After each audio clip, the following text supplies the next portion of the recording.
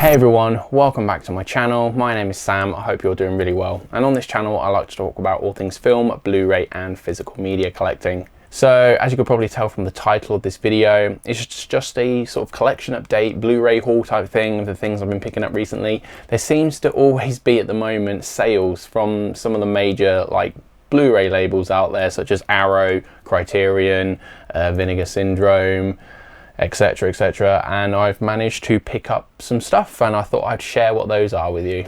So first up, I'm just going to go through a few of the 4K things that I picked up recently, starting with I managed to get my Donnie Darko 4K replacement. So if you're not aware, the Donnie Darko sort of 4K release that Arrow put out recently, on the theatrical cut of the film, there were some issues. I personally wasn't affected by that, but I know that the issue is to do with certain players. So regardless, Arrow sent out replacement discs to everyone. I know they're still shipping them out to people and some people still haven't got theirs, which seems quite frustrating. But the reason why I'm happy I had this is because in case my 4K player breaks in the future or I want to upgrade it to a new one, I want to be sure that the disc that I have for this film will play. So although it currently plays, the disc I have in the box set plays on the player I have without any issues, I now have the corrected disc so that whenever I upgrade or change my player, I know it will play on it. So I'm glad to have that. Next up is another Arrow 4K.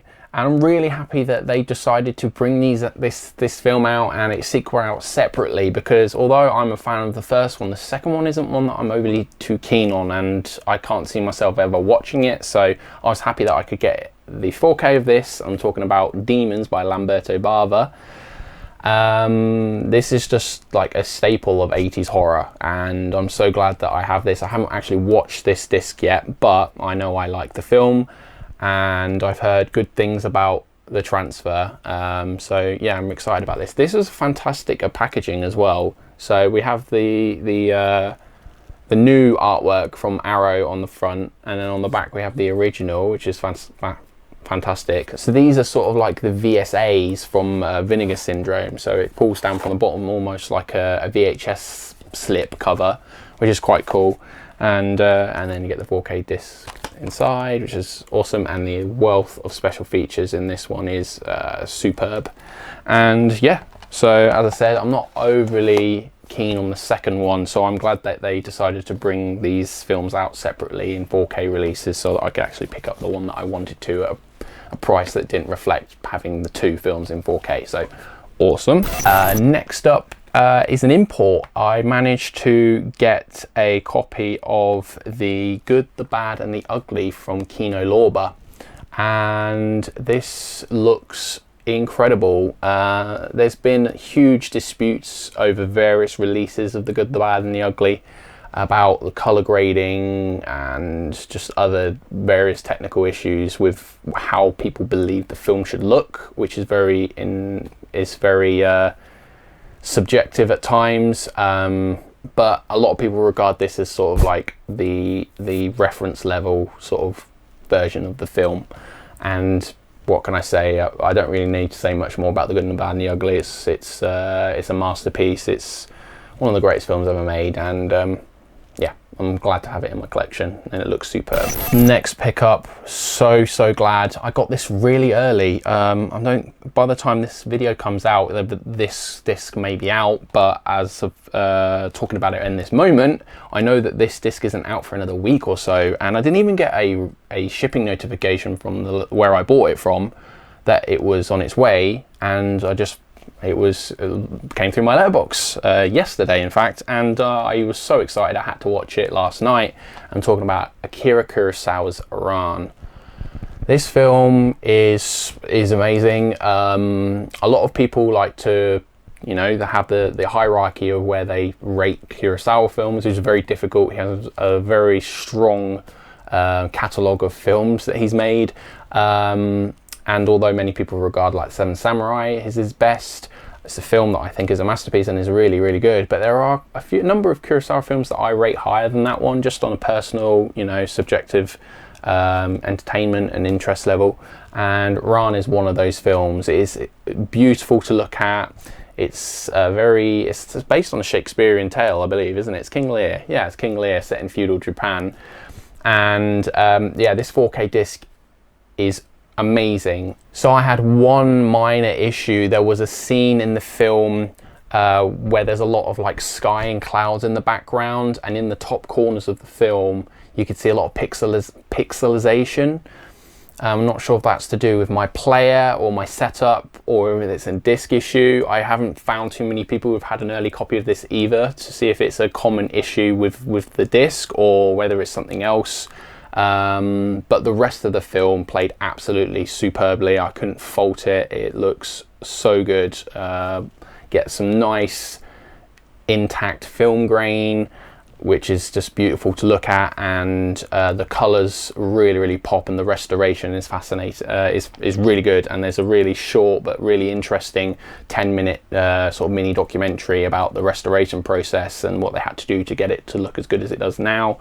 And yeah, this is a staple of Japanese cinema. If you haven't seen Ran, you really need to. If you're interested in Japanese cinema in general, or you like sort of Shakespearean tales that are told with like a twist, or like taken out of their time zone and put into somewhere different than what you would expect, this is just incredible filmmaking. And yeah, one of Kurosawa's best, probably in my top 3 Kurosawa for sure.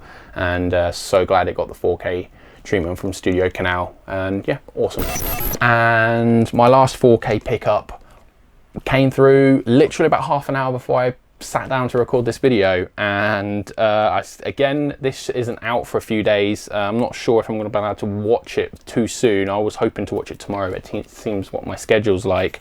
But eagerly anticipated, and I'm talking about True Romance, the 4K special edition. So people are kind of aware of what these 4K editions, like special editions, look like now. But yeah, this is eagerly anticipated. I love this film. Directed by Tony Scott, starring Christian Slater, Patricia Arquette. Also has a really great sort of small role by Gary Oldman in it, and yeah, screenplay was by Quentin Tarantino. So you sort of know what you're getting with the film when you get a script written by that individual. So I can't say too much about the transfer, although I have a friend who's had a sort of review copy and they sing its praises. So I'm eagerly anticipating watching this and seeing how good this looks myself. But yeah, really excited to have this one.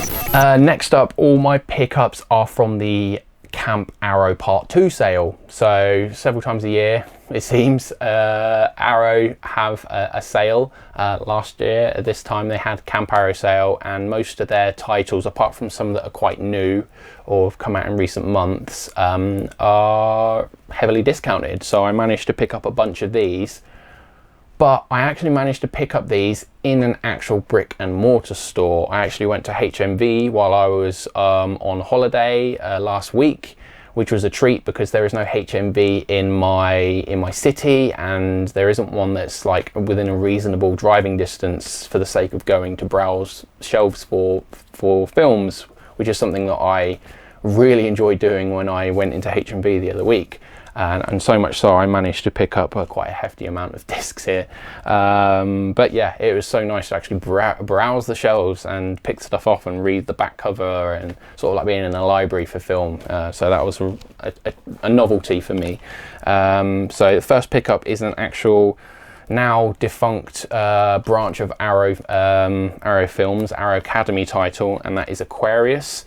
I really not sure how to pronounce this, but it's like Kleber Mondoncefilo. I really apologize for butchering that if you know how to pronounce that. But I picked this up because this is directed by one half of the directing duo that directed Bakaru.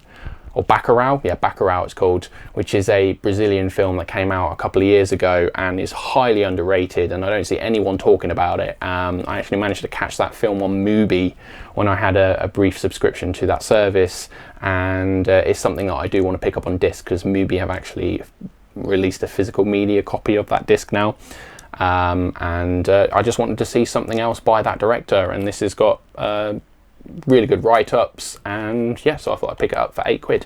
It's weird seeing a sticker from the store on the front there. And another Arrow Academy title that's been on my radar for so long, and I don't know why I haven't picked this up or seen it any sooner, but we can't watch everything all of the time, and I'm talking about Sidney Lumet's Network.